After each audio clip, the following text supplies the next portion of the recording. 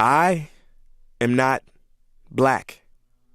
I mean, that's what the world calls me, but it's not me. I didn't come out of my mother's womb saying, "Hey everybody, I'm black." No, I was taught to be black, and you were taught to call me that, along with whatever you call yourself. It's just a label. See, from birth, the world force feeds us these labels, and eventually we all swallow them. We digest and accept the labels, never ever doubting them. But there's one problem. Labels are not you, and labels are not me. Labels are just labels. But who we truly are is not skin deep. See, when I drive my car, no one would ever confuse the car for me. Well, when I drive my body, why do you confuse me for my body? It's my body. Get it? Not me. Let me break it down. See, our bodies are just cars that we operate and drive around. The dealership we call society decided to label mine the black edition, yours the Irish or white edition. And with no money down, 0% APR, and no test drive, we were forced to own these cars for the rest of our lives. Forgive me, but I fail to see the logic or pride in defining myself or judging another by the cars we drive. Because who we truly are is found inside. Listen, I'm not here to tell you how science has concluded that genetically we're all mixed and race in the human species doesn't exist, or how every historian knows that race was invented in the 15th century to divide people from each other and it has worked perfectly. No, I'm not here to lecture. I just want to ask one question.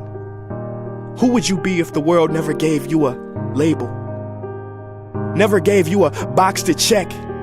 Would you be white, black, Mexican, Asian, Native American, Middle Eastern, Indian? No, we would be one. We would be together. No longer living in the era of calling human beings black people or white people. These labels that will forever blind us from seeing a person for who they are, but instead seeing them through the judgmental, prejudicial, artificial filters of who we think they are. And when you let an artificial label define yourself, then my friend, you have chosen smallness over greatness and minimized yourself, confined and divided yourself from others. And it is an undeniable fact that where there is division, there will be conflict, and conflict starts wars. Therefore, every war has started over labels. It's always us versus them. So the answer to war, racism, sexism, and every other ism is so simple that every politician has missed it. It's the labels. We must rip them off. Isn't it funny how no baby is born racist, yet every baby cries when they hear the cries of another, no matter the gender, culture, or color, proving that deep down we were meant to connect and care for each other. That is our mission, and that is not my opinion. That is the truth in a world that has sold us fiction. Please listen, labels only distort our vision, which is why half of those watching this will dismiss it or feel resistance and conflicted. But just remember, so did the caterpillar before it broke through its shell and became the magnificent butterfly.